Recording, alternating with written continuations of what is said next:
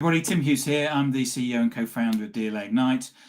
With me today, I've got Robert Mattson, and we're going to be talking about how you can change a person's thinking. Pretty cool. Robert, where can people find you? I always ask this question to people. Sure. Well, obviously, itmspeakers.com is my website.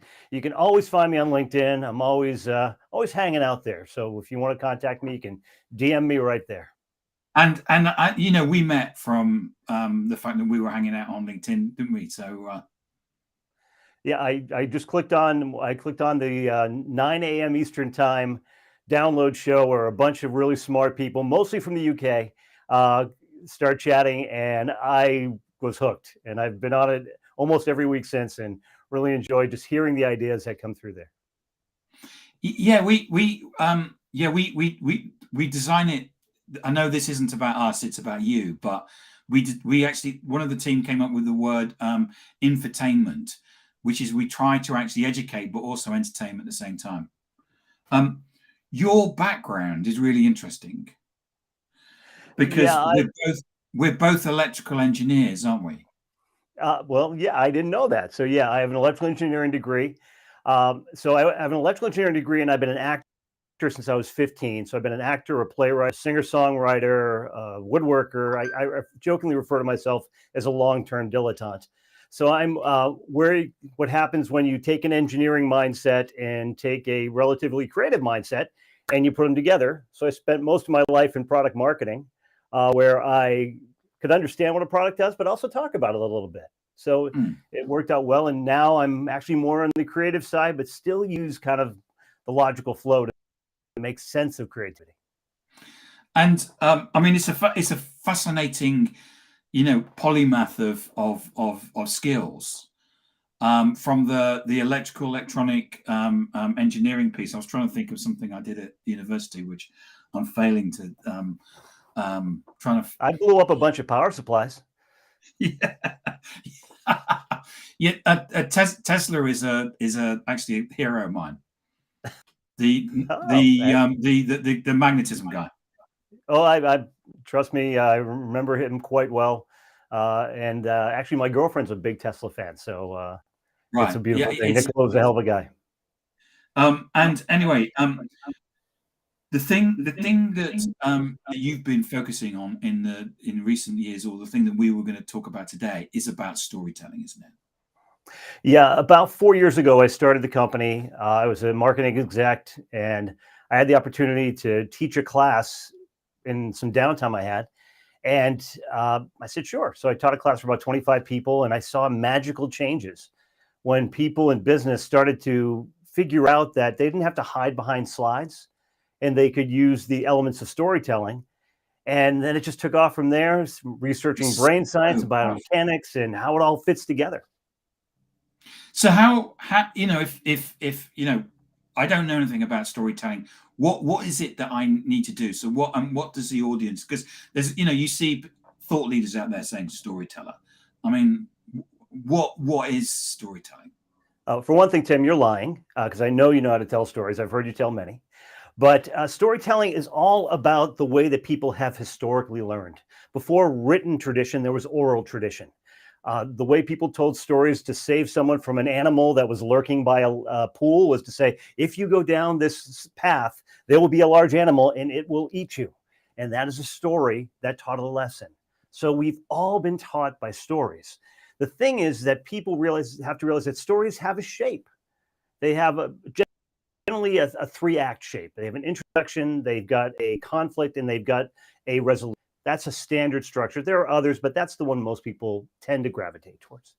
And you can use this structure for anything, whether you're telling a story about how a client uses a product or how your kid doesn't listen to you. You can use these story structures to put anything in them. People will gravitate to them, and they'll not only follow them, they'll have more interest in you, but they'll remember them more. The trouble that a lot of people have is that, especially in business, they just want to throw facts at you. Facts. It's like, I don't want to tell stories because I'm talking to a CEO. Well, that CEO couldn't get a prom date and got yelled at for not cleaning their room. So we're all people, we all gravitate towards stories. And the interesting thing, if I tell you a fact, you've got about a 5% chance of remembering it in 3 days. If I tell you a story, you've got a 70% chance to remember it in 3 days. So stories are the container, and we tend to collect knowledge. In fact, there's a part of the brain, the hippocampus, where its whole job is just putting together stories or getting stories and remembering them. And without the hippocampus, you can't create new memories. So a part of our brain is dedicated to it. And it's, I come from a background, I used to work and sell accounting systems working for a US corporate. And we were always trying to get over to people complex subjects. And I think most people who certainly work in the B2B world, what happens is that what we actually sell is complex, and stories actually provide you the ability for, as you say, not just for people to understand, but to remember as well. Well, maybe the features, facts, and functions that you sell are complex. Benefits you provide to people are not. And people don't care about your features, facts, and functions. They care about how you can make their life easier. So if you can tell a story about how you made another person's life better, that will resonate with your audience and get them leaning in your direction. And there's also kind of the intellectual versus emotional side of it. If you can get more emotion, and pain is emotional, joy is emotional. If you can get people thinking emotionally and feeling things, you've got a much greater shot at having them lean your way when they have to make a logical decision near the end. Yeah, I've written in my notes. I'm just going through my notes, which is why I'm looking down from our prep session, which is you said people buy emotion. Yeah, people buy emotional. Yeah. Data. So if in the US we have probably 98 SUVs sold for every minivan, or I think people mover is what you'd call them in the UK. People movers make a lot of sense. They're incredibly efficient. They're incredibly effective. They can store a lot of stuff.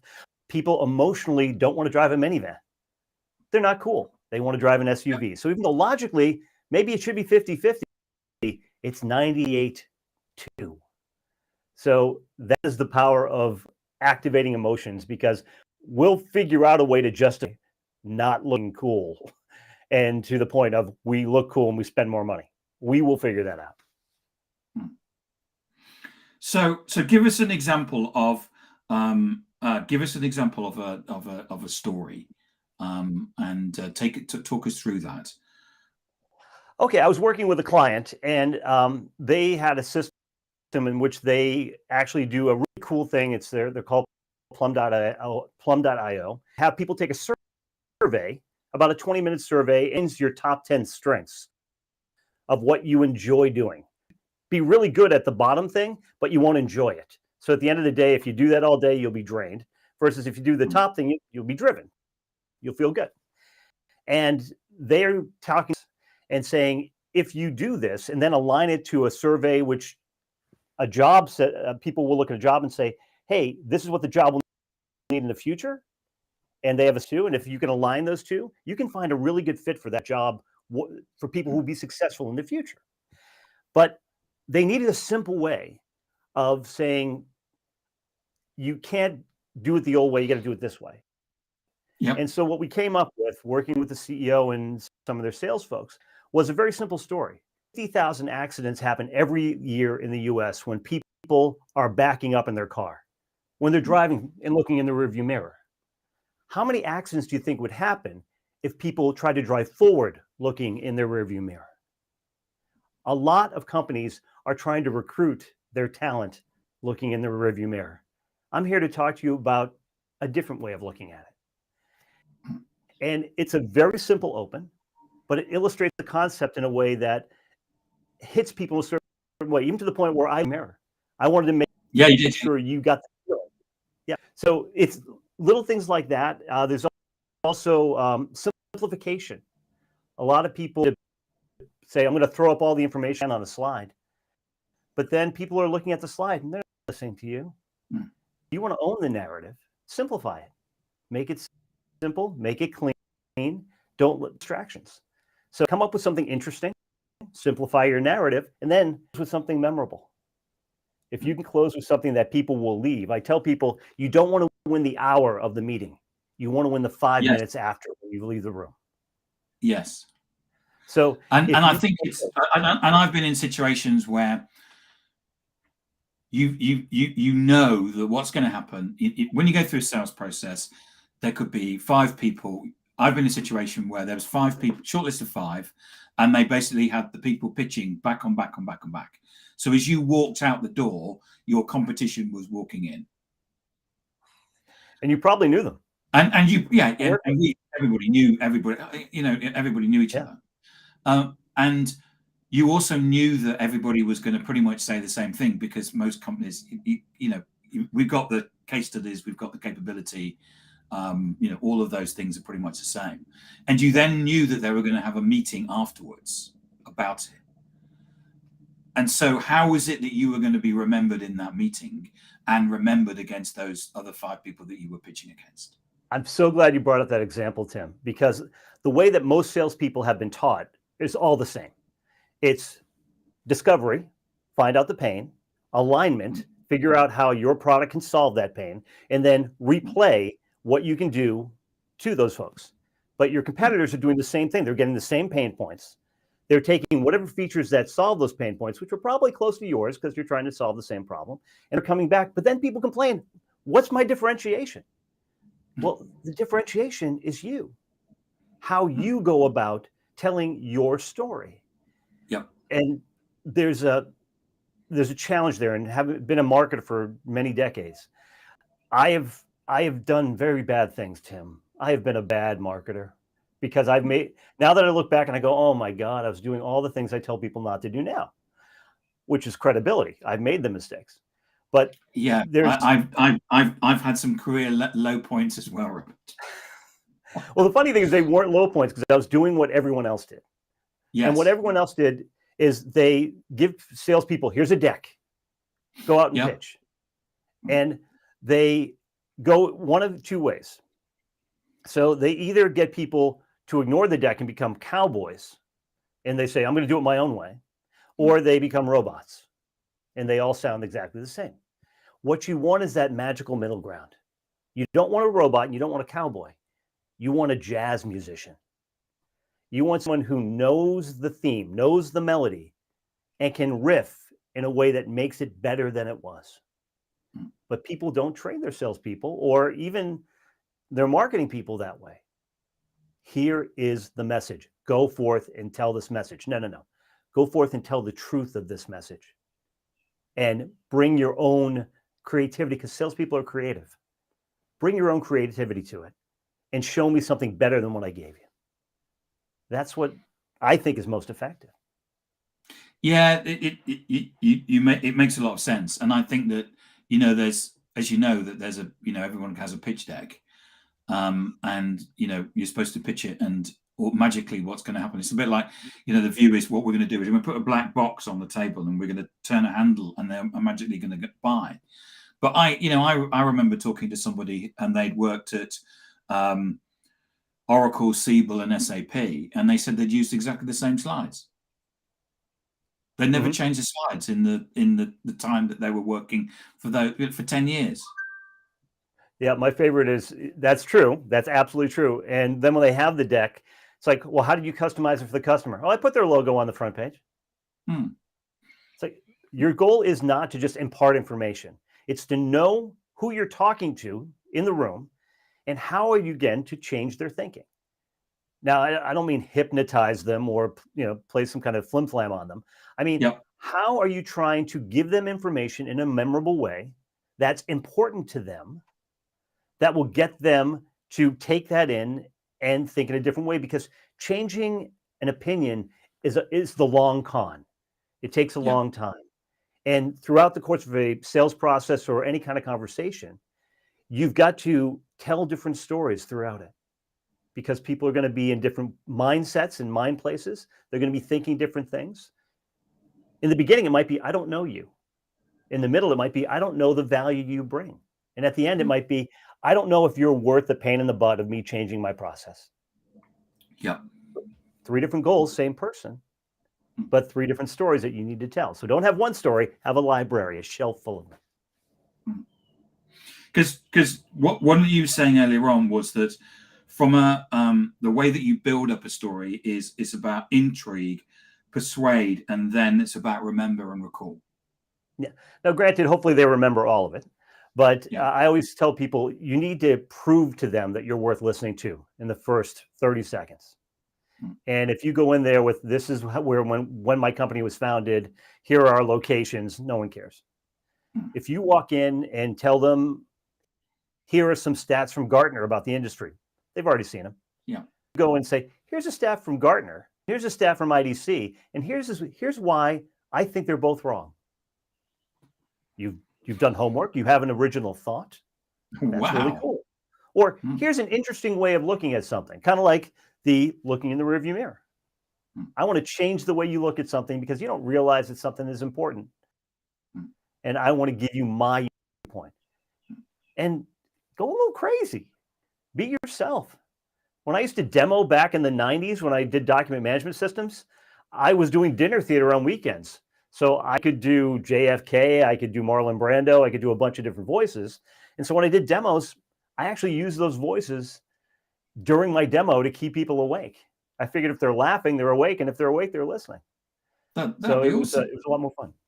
I've sat through many a boring demo. It could have done with a bit of Marlon Brando, you know. Yeah, I was actually told during a finals presentation not to do voices by my VP of sales. And then they said, oh, I'm sorry, Jim can't be here today, and which is bad because he's kind of the godfather of this project. And all 3 members of my team just snapped their heads to me. He's like waiting for me to do Brando. And I was like, hey, it's really too bad that you can't be here, but I'm sure we can get notes later. But oh yeah, I loved it. And people loved it. They got a kick out of it. And I think that, you know, demonstrations, especially by IT vendors, are some of the most boring things that there are. And actually providing some sort of, there has to be storytelling elements in that, surely. Well, that's kind of the middle ground. Usually that's the persuasion part. You to believe in you. And wrapping client stories around that is one of the most important things you can do. Stop the demo, take a second, tell a quick client story. But trouble with most client stories is that vendors want to make themselves or their product the hero. Right. Don't do it.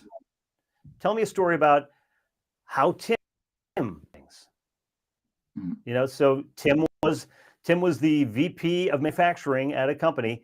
This challenge. Tim's decided to do this. Tim couldn't get this done. Tim decided to change something. That's your product, by the way, but don't need to put it on heavy. And then Tim could do the other. You barely mention yourself, but you're telling a story. One thing I tell people a lot, I want to get t-shirts made. Don't me you're good. Show me you're great. Yes, and absolutely. So that's something because when you tell the story, you don't need to. I mean, it's interesting because often I get people coming on here. And when you say, so tell me a little bit about your background, they give this long spiel that goes on for hours. And what they don't understand is the fact that what people are here for are to listen to the insights. And if you give your insight, it doesn't matter what you've done in the past, because they will go, you're an expert in the here and now. Oh yeah, absolutely.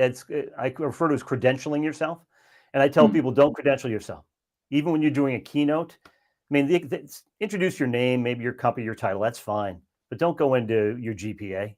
I don't care what you did in college, unless it's something cool and interesting that affects me. I tell people, I write it down on the board. Selfish, lazy, and smug are the 3 most important words of being a great presenter. Assume your audience is all 3. They're selfish. They want something out of it. They're lazy. They don't want to do a bunch of work. And they're smug. They want you to prove that you're worth listening to. And if you can do those, you're going to have a captivated audience. That's fantastic. That's a great piece of advice. So anything else that we haven't covered, Robert, in terms of storytelling? I think one thing I want to bring up, because it's funny, a friend of mine also named Tim saw the title about changing people's thinking. And Tim does a lot of work with connection. He's a connection coach about being authentic. And he goes, well, you can't really change people's thinking. They have to do it themselves. I go, yeah. And he's right. But to me, when you go into any type of conversation, you want to be authentic. You want to be yourself. You need to be a little vulnerable because you're taking a chance sharing yourself. Mm. You want to eliminate the distractions so they're listening to your message. And you want to make sure that you're doing it in an original way. And by the way, that's original to them. Yeah. It's like a comedian. New audience means an old joke is new. Mm. So, but make sure it comes from you and make sure it's authentic.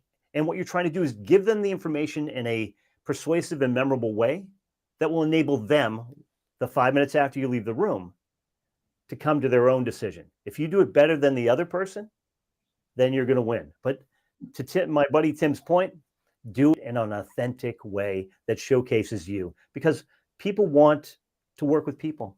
We're not selling companies, we're selling individuals. Yeah. No matter what you do. Yeah, I agree. Yeah. Robert, thank you so much for coming on today. It goes so quickly. I'm actually just looking at the clock. Have I got the clock wrong or something? No, it's been an absolute joy, Tim. And I've hopefully maybe you picked up something here, and I can't wait till tomorrow at 9 o'clock Eastern time, where I'm going to listen to you and I get to start typing in comments, because that's one of my favorite ways to end my week. Well, you're welcome to come along, because we love, and the part of it is actually the extension of the audience. And I was talking to someone today actually that they're actually going to come on to do one of these, because they were the audience actually like you. I met you from being on the audience of the digital download. One of the things I said is that it's okay disagreeing with each other. Yeah. Because actually we seem to create this environment, even though it's in the digital space, where people have debates. And there's a debate going on amongst the people on the screen, and there's a debate going on in the comments as well. It's an amazing thing to watch. Yeah, but it's always respectful, which I appreciate. People's like, I hear your point of view, I have a different take on it.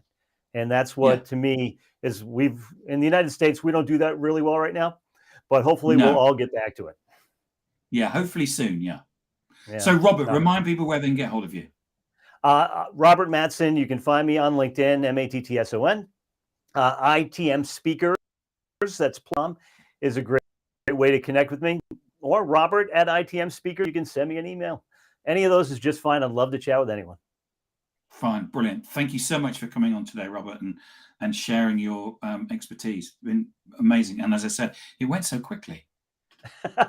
That's a good sign. Thank you, Tim. It was a joy. It is a good sign, yes. Thanks, Robert.